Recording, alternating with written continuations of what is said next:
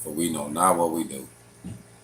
Family, sometimes I fully believe that being of the black culture, being a black man, a black descendant of slavery in America, on this soil, I really firmly believe now that it's like we're cursed from birth unless you pretty much sell out, or you was fortunate to get put in a situation where someone knew some information to actually get you ahead. But then you think about like the slaves that didn't run off with Harriman Tubman. If you think about those who wanted to stay back, those who decided to say, hey, you know what, I'm gonna make the best do in this little place, this little town, whatever. They never went anywhere and got exposed to no new information, literally. So a lot of their beliefs is based on traditions, and it seems like from if a person leave from that perspective and go somewhere, his people will feel like, oh, he's so, he sold us out, he ain't real. But that person might has elevated itself so that way he can elevate or she can elevate their people to another level. And then you got those who are literally sell out or step on someone or belittle someone or murder someone or take someone's title or strip someone of their God-given ability or purpose for for the people by removing them from that position somehow, or using themselves as some type of pawn to cause an early demise on that person. Looking at from Brother Malcolm X to Brother Martin, and we see that these early demise was because these people had a bigger vision, a bigger vision, you know. And you know what thing I have noticed, man, especially in America, it's like if you're conscious and you're a conscious person, people will think that, especially white America, they'll feel you're angry because you know your history. They feel like you should get over it. I don't know why they feel like, I don't even know why they would say that black people in America should just get over their history. I don't even know why they even say that. You know what I mean? And then you think of the way they was raised, the way we was raised. To be honest, if you go through history, there was a lot of incest with blacks, not on purpose. It was because they did it to try to breed. It was always a breeding thing. You know what I mean? To breed this male or to keep this seed going, and they didn't really care, how it came out. They just wanted more. And to me personally, when I think of the history of America, it saddens me to see that I can read a book that was written by Booker T. Washington up from slavery, and then I think about what we're facing right now, and I'm still seeing the same type of things that he had to go through. And you think like, man, we haven't made it that far? But we think that this 2021, you know what I mean? This is the 21st century, and I don't know, man. I can't fully understand it. I can't lie. But I can most definitely say that it feels like it's a complete setup from the introduction, you know what I mean? From us being here. Like, the more things, the more I learned about my father and his father and their fathers and my mother's parents and her father, and how things went. And it's almost like man, it's like, really, I mean, you don't even have a clue on how certain things happen. I heard a guy say at this meeting that I was at one weekend, he said, how did you know? He said, how many of you know that majority of us in here? He said, this might ruff a couple people feathers, but how many of y'all know that majority of us in this room are mistakes? Our parents wasn't trying to have us. They was having a good time, and you happened. the reality of the matter be, and they might wasn't ready to grow up, or they might did, or they might didn't. You know what I'm saying? And some was playing, but a majority, especially when it comes to the African American, Black Native American, it wasn't. A lot of our things wasn't planned. A lot of things wasn't strategized. You know what I mean? And then we do have Black people who actually strategize and say, I want to have my kid after I finish school, or after I get this education, or start this business, or get this much income, or make sure I can do this. You know, some people plan and some people don't, but on a majority scale, majority of us don't plan. And he also asked another question inside the group, and it was a show of hands. And he had quoted a statistic that say about the Black male growing up in single households, you know, without the mother and the father all the way up, you know. And it was sad, man. It was probably, I'm just gonna give it a small number. Say if it was 50 people in the room, only 3 people out of that room, under 5 for sure, raised their hand and said they had mom and daddy in the room. Everybody else said they was raised in single parent households or foster homes or some type of situation. You know what I mean?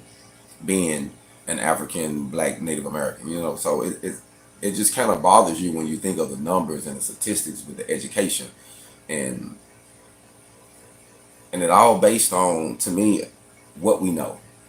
Like, once we know better, we got to do better, family. Like, and it's all about educating ourselves to get over the hump.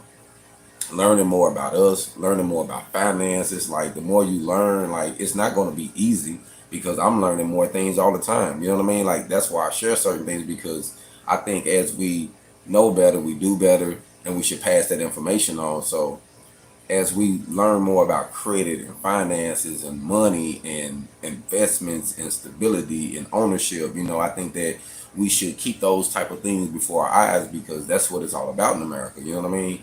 And for our people, I think that we have to just realize that we have to open up and move around, especially some of our people who never moved around, that never left a certain small area, that, you know, take pride in, I'm from here, I'm gonna die here. I don't knock that, you know what I mean? But what about seeing the world and seeing that everybody ain't like that, and everybody, you know, I had met good people, I had met bad people of all races and colors, you know what I mean? And so I understand that it's not one-sided. It's not everybody do this, but in a certain area, it's almost like they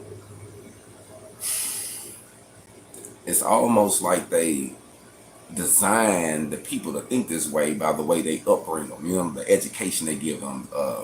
You know, I had a lady and a kid, and from a white kid to a Black gay female, was telling me that both of them almost had similar stories but different, that they had different outlooks on and perspectives on Black males with gold teeth. Both of them had a perception that I feel, and that, you know, I know she didn't understand now because he was still young, but that was produced by the media, produced by the picture that they paint to say this person do this, these are bad people. So she would make this and he would make this assumption that the people with Black people with gold teeth are bad people.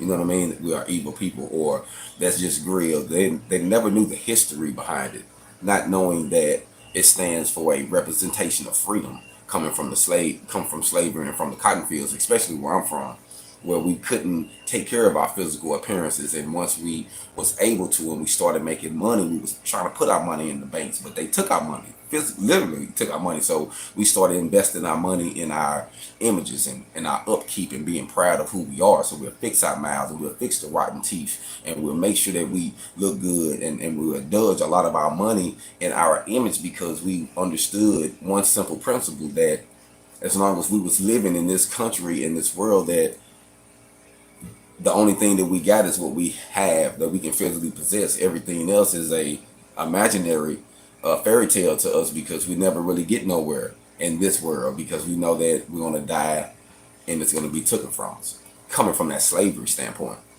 And a lot of people not knowing the full culture, not knowing how the Native Americans assisted us when we was coming from that space, and a lot of us are half and part Native American, like I am. You know what I mean? So we need to know more about history to know more of why we do certain things and how they washed it down to just believe that it's a grill, it's bling. Oh man, you just got, it don't even mean none of that. It can mean all of those things, but the source of what it means is taking pride in yourself, having an opportunity to actually put yourself on a better pedestal, a better level personally, to feel good about who you are as a person.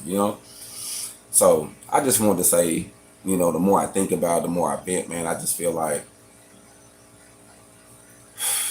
it almost feel like we was born, cursed. Honestly, it's like born with disabilities. I was talking to one of my students, and he's an older gentleman, and he reads a lot, and he was saying how he read this book. Nah, I take it back. He read this book about this guy and how he struggled coming into America, during the slavery Jim Crow era. And then he said that when his child was born, there was another child in the hospital that actually had heroin, that was heroin addicted. And he was like, all during the day, this baby would just scream and cry and scream and cry. And he was like, it broke his heart, because he inherited his baby and it's normal.